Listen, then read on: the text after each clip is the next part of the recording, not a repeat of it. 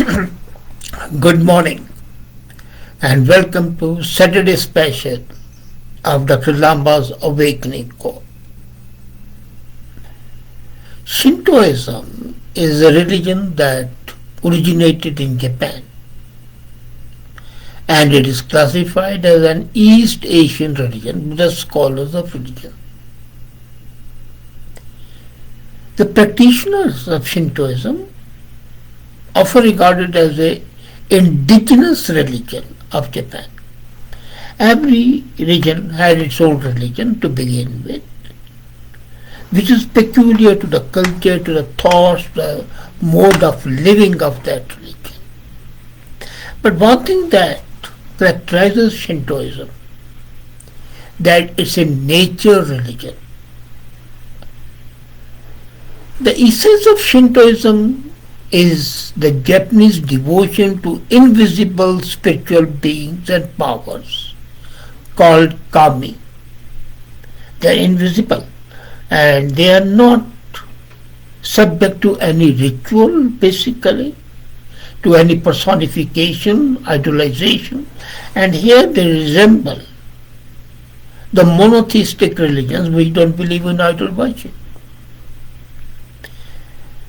But their devotion to the invisible spiritual power is always there.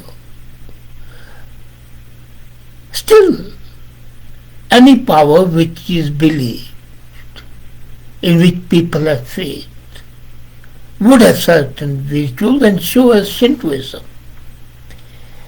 And one thing that characterizes Shintoism being different from other religions, peculiar as it is, that it in no way seeks to address how to explain this complex word.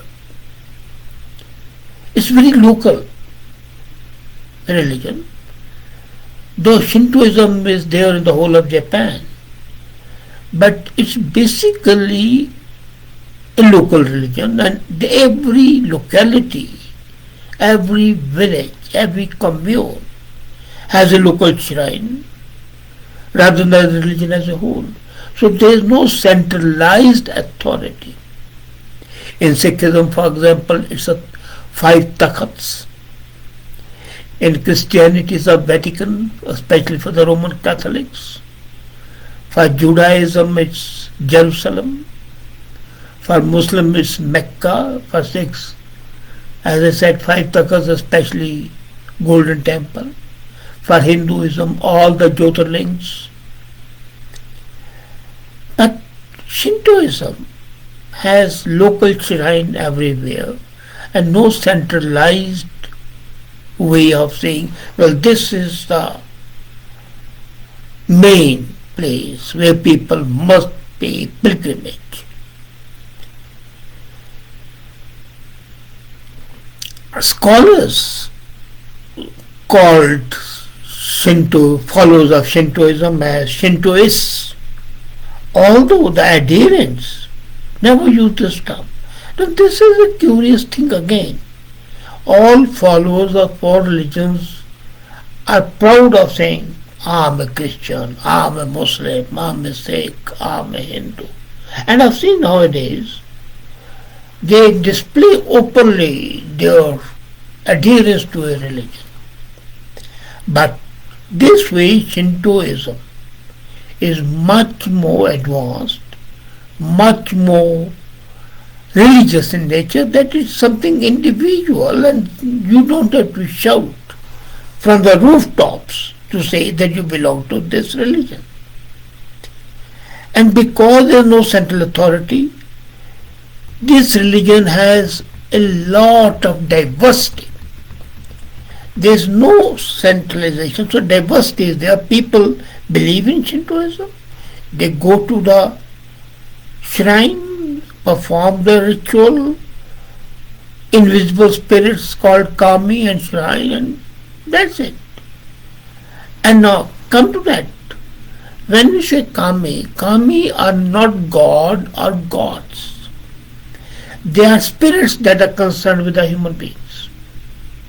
They appreciate our interest in them And these kamis, the invisible spiritual power, want us to be happy. And if we are treated properly, they intervene in our lives to bring better health, business success, and examination results. So these kamis are the good fairies of the fairy tales who give you all the happiness, all the success.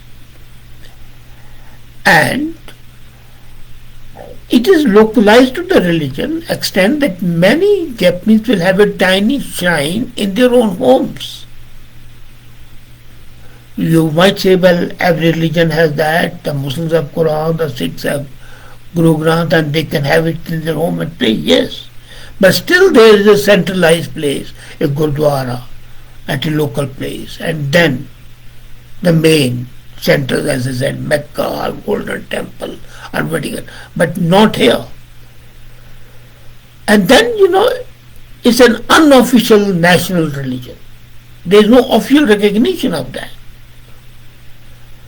And with shrines that draw visitors from the country. Because rituals rather than belief is at the heart of Shintoism. Japanese people don't think of Shintoism as a religion. Now, this is something.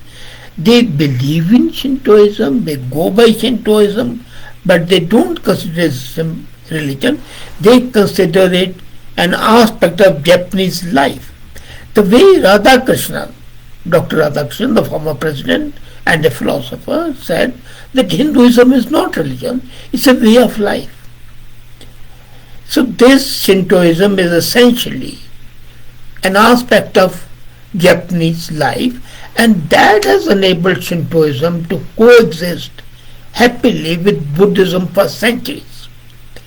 Now, coming to the main feature, the word Shinto comes from Chinese characters Shen, which means divine being, and Tao, way.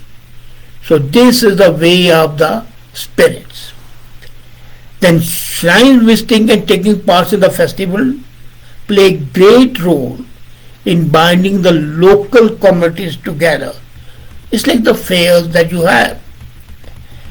Visiting shrines on the New Year is a very popularly shared national event in Japan. And because Shintoism is focused on the land of Japan, it's an ethnic religion. It doesn't believe in propagating itself, conversion, and things like that. It has no interest in missionary work, and it's practiced rarely outside Japan. The most important part is that Shintoism sees human beings as basically good, and there is no concept of evil or original sin or the humanity has fallen. The Christianity goes by Christian sin, so does Islam, so does Judaism. But the concept that human beings are fallen, that there is a karma concept, no, it doesn't exist. And everything, including the spiritual, is experienced as a part of this world. There's nothing after life. You live here, you die here, matter ends. If you are good, you are successful and happy. If you are not good, if you are not in commune with Kami, then you are unhappy. So, it has no scriptures. Then the only religion possible in the world having no scriptures, no canons, no way of life, but it teaches important ethical principles. Principles are there, but you are reading them, but there are no commandments. For example, in Sikhism there is Rahatnama. There are commandments, 10 commandments in the Bible. Hinduism has its own rituals of Dinau and others. No. This only believes in ethical principles. Then it has no founder. There is no founder of Shintoism, and it has no God. It doesn't believe in God. It believes in spirits. Shintoism doesn't allow adherents to follow it as the only religion. They say, okay, you can be Shinto and you can be Buddhist. You can believe in Shintoism and you can be a Christian or anything. So basically, this is a polytheistic and revolves on kami, supernatural entities believed to inhabit in all things, man, nature, animals. And these kamis are basically the main thing. That's it. If you believe in kami, if you have good relationship with kami, you are okay. And many people have been misled into believing that it's animistic. Now, kami are worshipped as kamidana. Kamidana is a household shrine, family shrine, and then there is a public shrine called jinja. Jinja, public shrine, kamidana, home shrine. And public shrine, there is a priest called Kunushi. But Kunushi's job is not to pray. Kunushi's job is to oversee offering of food and drinks. That's it. People go and offer things which are then distributed. That's their role. No prayers, no preaching, no teaching.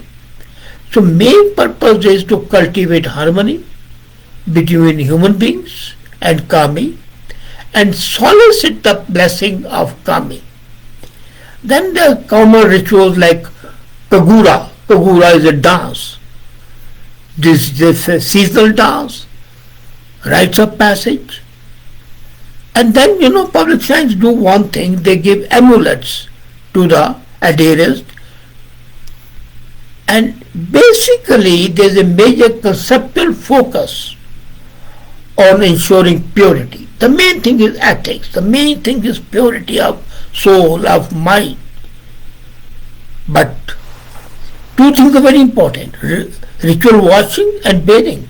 Because cleanliness of body comes when you are clean outside, then you will be clean inside. It's the other way around. People believe that you are clean inside, your body clean. They say no. First believe in the body cleaning, then the cleaning of the soul.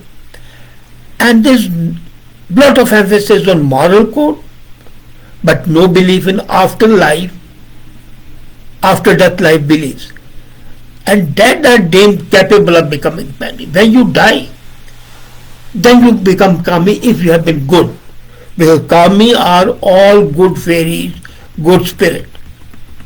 And as I said, there is no doctrinal text, but lot of original texts are there. Now historians always debate when it became a distinct religion. The kami worship has been traced back to Japan's Yoi period. Yoi period was 300 years before Christ. Buddhism entered Japan at the end of Kofun period. Kofun, K-O-F-U-N. Kofun was 300 years after Christ. So period of 600 years, Shintoism was the only religion. And then came Buddhism and spread rapidly. And religious synchronization made kami worship and Buddhism function together. And this was a process called Shimbutsu Shugo. Shimbutsu Shugo means live together. If you want to worship, that's fine. Now, the term kami is conceptually fluid, vague and imprecise. It's applied to the power of phenomena that can cause wonder and awe. And one scholar of Shintoism, Kitagawa, refers to it as kami nature, stating that it is somewhat similar to the Western idea of just being sacred. And kami inhabit both the living world and the dead world, the spirits, the organic matter and the inorganic matter. And their presence is seen in natural forces like wind, fire, rain, sunshine. And that's why, the 12 gods that I had given in my poem show different aspects of nature have different gods. commonly believe that kami are a part of Buddhist cosmology, which is wrong. Basically, Buddhism accepted, because they had to live in harmony with Shintoism. Okay, we believe in kami because the eightfold part of Buddhism is similar in nature to this. Earlier written tradition regarding kami was in 8th century, and this book is called Kojki and Nihon Shoki.